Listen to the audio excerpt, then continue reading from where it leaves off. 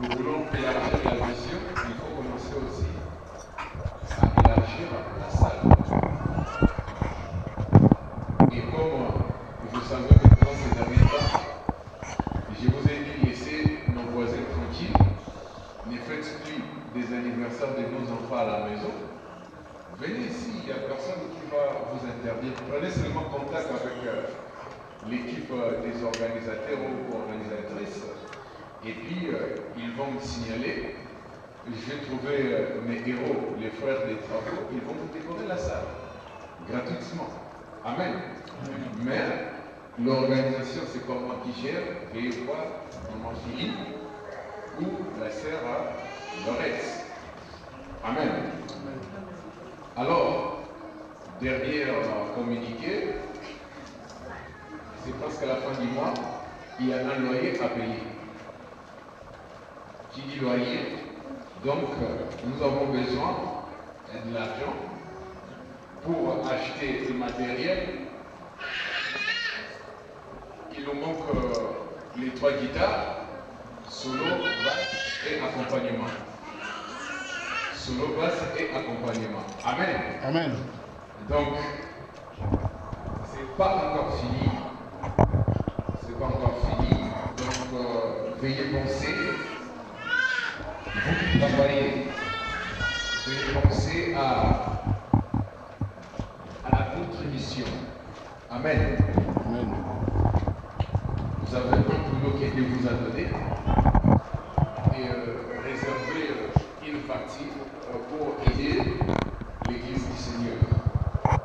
Comme ça, on ne sera plus des dépendants comme on était à Véry-Châtillon. C'est-à-dire à 16h30, vous êtes obligés non seulement de laisser la salle, mais de libérer aussi les locales, parce qu'on va mettre la clé derrière. Mais exceptionnellement ici, on n'aura plus ces soucis. Donc, voilà les annonces que l'équipe protocole a préparées pour l'Église. Amen. Alors, maintenant nous voulons écouter la parole du Seigneur. Nous avons terminé les annonces, nous avons adoré, nous avons loué le Seigneur, nous avons intercédé, mais l'heure est venue où nous voulons écouter les messages. Mais j'aime toujours récapituler. Alléluia. Amen. Qui pourrait me rappeler les thèmes du dimanche passé pour aider nos sœurs et nos frères qui n'étaient pas là. La tentation, qui vient du verbe qui signifie compromettre. Les synonymes du verbe tenter. La compromission, compromettre. Ou séduire, la séduction. Mais nous avons dit, la Bible a déjà écrit que Dieu ne tente pas. Qui tente? C'est l'ennemi. La première tentation a commencé où? Dans le Jardin d'Éden. Le serpent a parlé avec qui, premièrement? Et l'homme était où? À côté de sa femme. Ah. Non aux idées récits que l'homme était loin. Et c'est Ève qui a ramené quoi? Le fruit interdit. Non, c'est faux. Quand, bibliquement parlant, nous avons vu cela, allez lire Genèse chapitre 3. Quand le serpent parlait avec Ève, il y avait Adam à côté. Nous avons dit quoi? C'est la non-assistance en personne. Ah! Donc lui, même s'il n'a pas dialogué avec l'ennemi, mais il a été aussi puni sévèrement même. Amen. Alors, qu'est-ce qui se passe aujourd'hui dans la vie courante, au niveau de couple, au niveau de relation?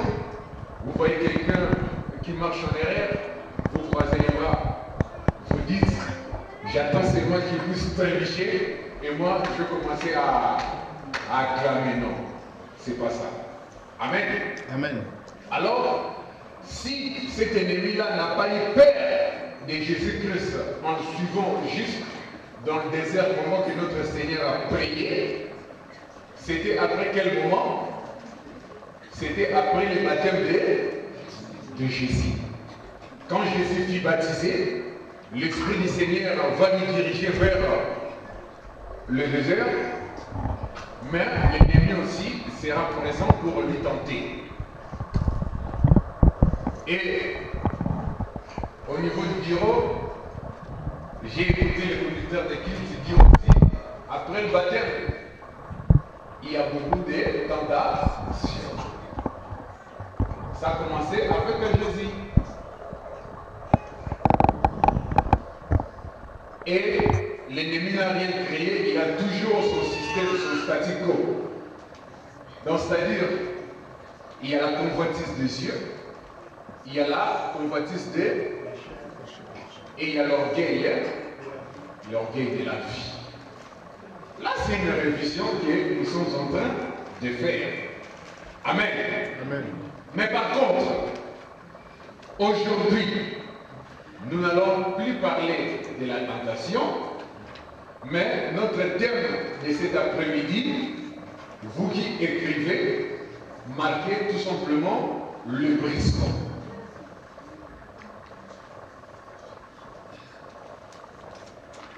Le brisement.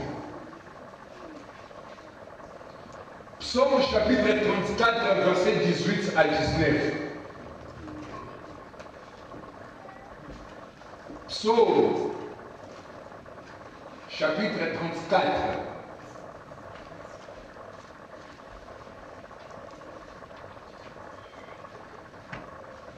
Est-ce qu'il y a une lectrice ici? Ou un lecteur?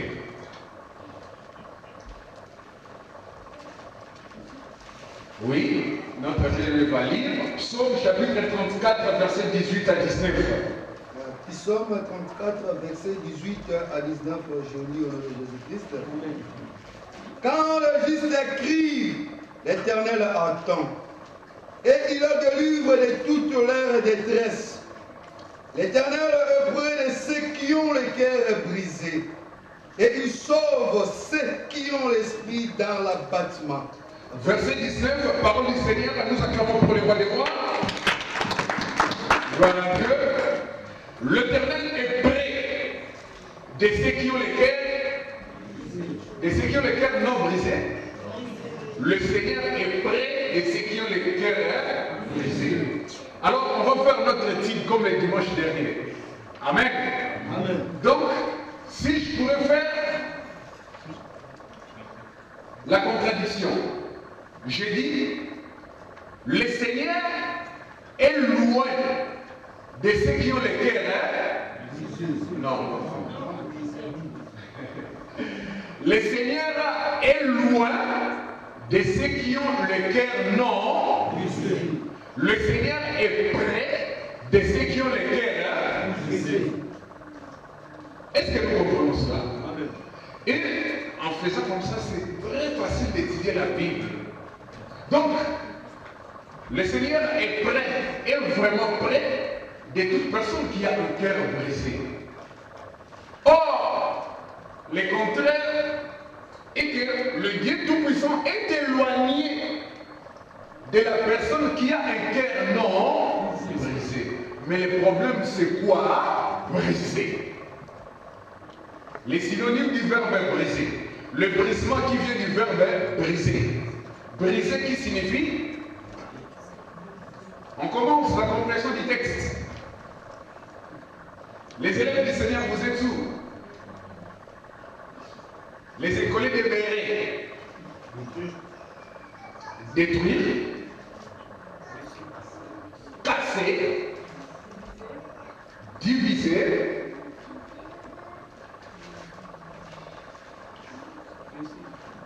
Donc, prenons le dé là. Casser. Briser qui signifie casser. Vous connaissez une femme dans la Bible qui s'appelait Marie.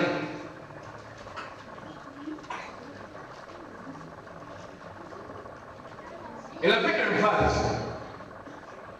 À l'intérieur, il y avait un parfum. Très cher. La Bible l'appelle parfum des nards. Qu'est-ce qu'elle va faire ces jours-là? Elle va prendre ces vases, le briser, donc c'est-à-dire le casser, et avec ses cheveux, alléluia, avec ses cheveux, elle va faire quoi? Essuyer les pieds de qui? Mais maintenant, je nous pose la question. C'est maintenant la mode. Je vois beaucoup de mèches trans. Amen. Vous connaissez mèches trans? Oh, oui. La sœur de Chalamona. Pourquoi je l'ai cité? Parce qu'elle a des cheveux. Ben oui. Maintenant, si elle avait un parfum, comment elle pourrait casser et avec ses cheveux essuyer les pieds du Seigneur? Alléluia. Qu'est-ce que Paul dit dans la Bible? Dans les épîtres, Paul dit quoi? Là, il faut faire beaucoup d'enseignements ici. À propos de la chevelure des femmes, Paul dit quoi? Que ça doit vous servir de voile. Amen. Mais bon, moi je ne cite pas les dénominations, ça ne m'intéresse pas. Vous allez voir aujourd'hui dans certaines assemblées, on oblige les sœurs de se voiler. Vrai ou faux? Donc, si vous n'avez pas votre foulard, vous ne pouvez même pas entrer ici. Mais les voiles que la Bible parle par la bouche de Paul, ce n'est pas ce qu'on voit dans le marché, mais ce sont vos chevelures. Alléluia. Vous voyez là où il y a la confusion. Amen. Donc, c'est pour cela, mes soeurs, souvent Dieu vous a donné la grâce. Vos cheveux, ça continue jusqu'à la fin de votre vie. Vous avez toujours de longs cheveux, au moins que vous soyez frappé par une maladie. Mais la maladie n'est pas éternelle. Alléluia. Vous n'êtes pas comme nous les frères. Comme moi, par exemple, mes cheveux sont presque tous partis. Mais vous les sœurs, vous avez encore vos cheveux. Et vos cheveux doivent servir de voile. Amen. Amen. Bien dans le Seigneur. Prenons maintenant notre texte de base. Nous avons dit que Dieu est prêt de ceux qui ont les cœurs brisés. Mais dans l'église actuellement, qu'est-ce que ça veut dire l'église? Les synonymes qu'on a dit c'est caché. C'est de mettre fin, la définition du brisement, mettre fin à l'existence du vieil homme. Mettre fin à l'existence de quelque chose. Alléluia. Amen. Donc, c'est-à-dire, bienvenue dans le Seigneur, une vraie chrétienne, un vrai chrétien, doit être brisé dans tous les domaines de la vie. Donc, quand je parle de briser, donc c'est-à-dire, doit être cassé, anéantir tout ce qui ne glorifie pas Dieu dans l'être humain. Et quand on parle de l'être, nous avons cité, selon le livre des Thessaloniciens, il y a quoi? Il y a l'âme, l'esprit et le corps. Donc, tout l'être humain doit être brisé. Mais, bien aimé, le salut, si vous avez reçu les textos ces dernièrement, depuis mercredi, je crois que vous étiez dans la sécheresse, je n'étais pas là. J'étais éloigné d'ici, j'étais à Madrid, en Espagne. Donc c'est pour cela que vous n'avez pas vu cela, je crois, 2 ou 3 jours. J'avais un petit problème familial à faire de l'autre côté de l'Espagne. Amen. Bien-aimé dans le Seigneur, comme Dieu intervient dans ta vie, alléluia, Amen. le jour où vous l'avez reçu comme Seigneur et Sauveur, regardez-moi ici, Dieu intervient au niveau de quelle partie de notre être? Dieu intervient dans quelle partie? De l'esprit. Certes, si vous avez la réponse donnée, même si c'est un erreur, on va corriger par la grâce de Dieu. Alléluia. Amen. Dieu intervient au niveau de l'esprit. Donc, c'est-à-dire, quand vous confessez Jésus-Christ comme votre Seigneur et Sauveur particulier, l'esprit qui était l'esprit de l'ennemi est changé et devenu l'esprit de Dieu. Mais par contre, au niveau du corps et au niveau de l'âme, ce n'est pas à Jésus-Christ d'intervenir. Alléluia. Et c'est là où commence le brisement. Donc, c'est-à-dire, votre âme, alléluia, Amen. dans l'âme, il y a quoi?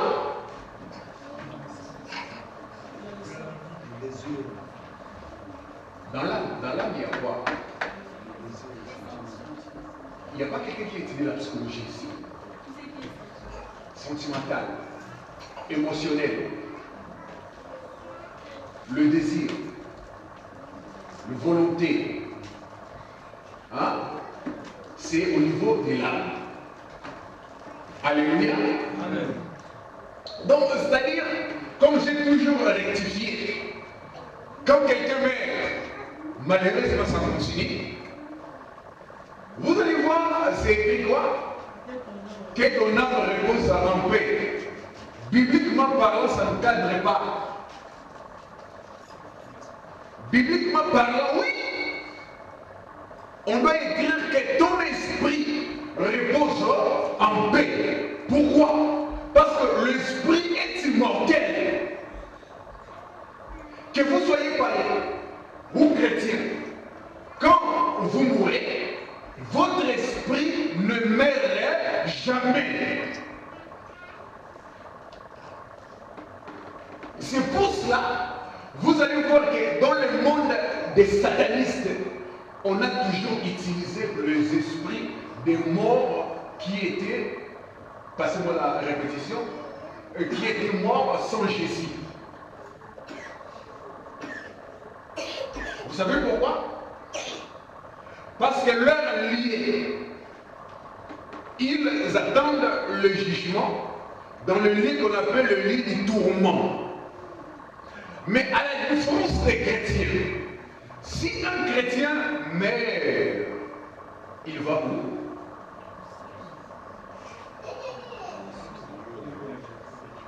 Tous ceux qui meurent en Jésus-Christ font quoi? Et se reposent. Et leurs œuvres les suivent. Donc, c'est-à-dire, si vous mourrez aujourd'hui, étant chrétien ou chrétienne, même si vous n'aimez pas entendre de la mort, mais laissez-moi vous dire que vous êtes parti vous reposer. Comme Jésus a dit à Lazare, Lazare dort. Amen. Amen. La mort d'un chrétien, c'est un repos. La mort d'un païen, c'est aller dans le lit du tourment. Donc, c'est-à-dire, si quelqu'un veut faire ses incantations, il prend ton esprit, il l'utilise. Donc, si vous êtes dans les loges, vous avez l'argent des milliers. Amen. Amen. Après votre mort, vous aussi, vous allez partir servir les autres. Alléluia. Amen. Mais à la différence de nous chrétiens, moi avec Jésus, c'est une choix. Parce que votre esprit est parti se reposer. Donc, le jour de l'enlèvement, alléluia, Ces jours-là, quand Jésus-Christ apparaîtra, tous ceux qui étaient morts dans le Seigneur vont ressusciter et partir avec lui. Amen. Alléluia. Amen. Est-ce que nous comprenons ce message bien? C'est pour cela qu'il dit par la bouche des psalmistes que Dieu est près de tous ceux qui ont les cœurs brisés. Mais pourquoi Dieu est près de tous ceux qui ont les cœurs brisés? Parce qu'il savait que dans l'assemblée, il y a des bien-aimés qui n'ont pas encore connu le brisement. Donc c'est-à-dire, il y a ce qu'on met qui est pas ici. Alléluia. Donc c'est-à-dire, comme on dit à Lingala, elle est là, oui, elle est là. Mais il sait très bien qu'à sortant de cette porte-là, je veux régler quelque chose avec elle. Alléluia. Amen. Bien, le Seigneur a mis pour vous, il ne fallait pas écouter ce message. Quelqu'un qui a reçu Jésus-Christ, c'est quelqu'un qui est devenu cassé. Alléluia. Amen. Vous connaissez les riz cassés, non? Il y a une différence avec de longs grains, non? Alléluia. Amen. Pourquoi? Parce que le riz cassé ou le riz brisé est spécialisé pour la préparation d'un certain repas. Si vous respectez vraiment la cuisine française. Amen. Amen. Si on veut faire du riz au lait, on va utiliser quel genre de riz? Riz cassé. Ah là, les cuisiniers vont avoir des questions. Là. Amen. Donc si je veux faire ma préparation des riz au lait, et je vais partir dans un supermarché et acheter du riz quoi? Du riz cassé. Mais si je vais manger une bonne viande là, hein, avec une belle sauce, je vais utiliser des longs grains. Amen. Bien-aimé dans le Seigneur, cela ça veut dire quoi? Même au niveau de la préparation, il y a une différence. Et même dans l'église aussi, il y a une différence. Il y a une catégorie de brebis qui sont des brebis brisées. Donc c'est-à-dire obéissants, dociles à la voix de qui? À la voix de Jésus. Bien-aimé, Dieu n'a jamais utilisé quelqu'un qui n'est pas brisé. Alléluia. Amen. Je répète encore, Dieu n'a jamais utilisé quelqu'un qui est brisé, qui n'est pas brisé. Si vous connaissez cette personne-là, vous levez votre main, vous ouvrez la Bible et on va débattre. Alléluia. Amen. Abraham, il a dit quoi, Abraham? Quel sacrifice Dieu a demandé à Abraham?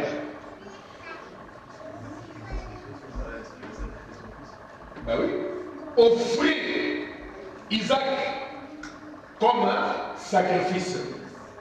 Bien, mais c'était un brisement dans la vie d'Abraham. À cette époque-là, il ne restait qu'un seul fils à cet homme. Amen. Pourquoi? Parce que Agar était déjà parti. Avec qui? Avec Ismaël. Et dans sa maison, il ne restait que le petit Isaac. Et Dieu va demander cet enfant. Je ne sais pas si quelqu'un me comprend. Donc, c'est-à-dire, vous les sœurs, vous pouvez mieux connaître que moi. Parce que vous portez les enfants. Amen. Réalisez maintenant. Hein? Ne prenons même pas les douleurs d'enfantement. Ça commence par quoi? Les nausées. Amen.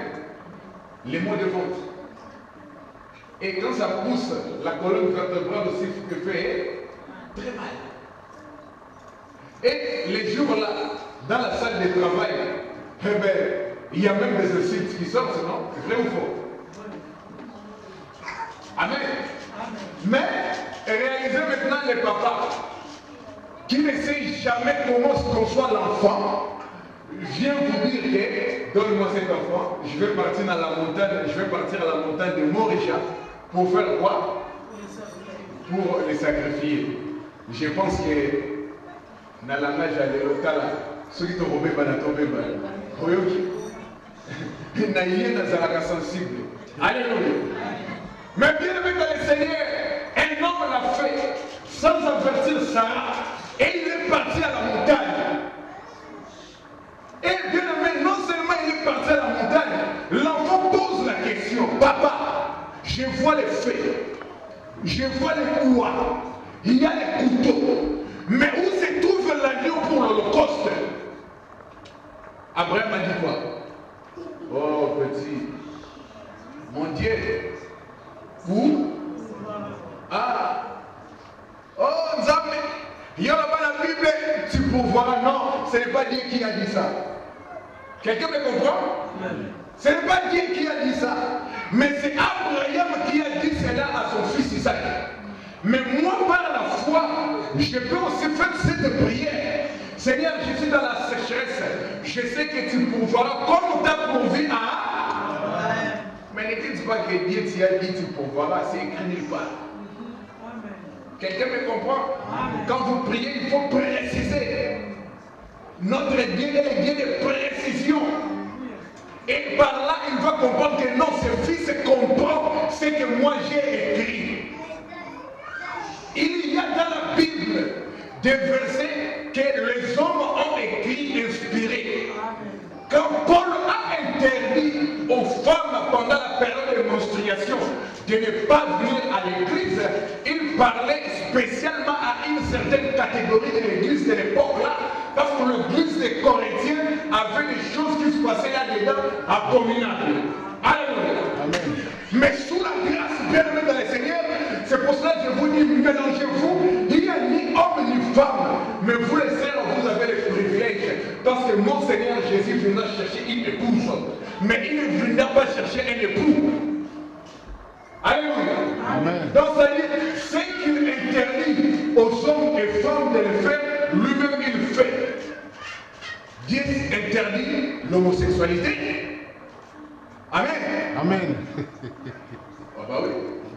Je répète, Dieu interdit l'homosexualité dans la Bible, vrai ou faux? C'est vrai. Même si le gouvernement de mon pays l'a adopté, mais moi, en tant que prédicateur du Seigneur, je vous dis aujourd'hui que Dieu l'interdit. Même si ce matin j'ai voté pour eux, j'ai voté non par rapport à leur projet, mais j'ai voté par rapport à mon maire, Garcia. Il s'appelle comme mon père. C'est pour ça que j'ai voté pour lui. Amen. Amen. Je ne dis pas de voter pour lui. Les choix étaient individuels. Mais moi, j'ai préféré garder mon maire actuel. Mais par rapport à la politique gouvernementale, je suis contre eux. Pourquoi? Parce qu'ils ont défié les Écritures. Mais ce que Dieu a interdit, Dieu s'autorise de le faire. Dieu va épouser et les hommes et les femmes. Ça s'appelle quoi? Ça s'appelle l'homosexualité. Pourquoi vous avez peur de l'idée? Mais je ne dis pas que mon Dieu est homosexuel. Amen. Je ne dis pas ça. Mais je dis que ce qui est interdit, Dieu peut le toucher. Parce qu'il est le créateur. Mais ce qu'il nous permet de faire, nous pouvons le faire. Mais lui, il a droit à tout. Alléluia. N'est-ce pas que dans la loi mosaïque, les corbeaux étaient considérés comme un oiseau impur? Vrai ou faux? Mais que faisaient les corbeaux dans l'arche de Noé?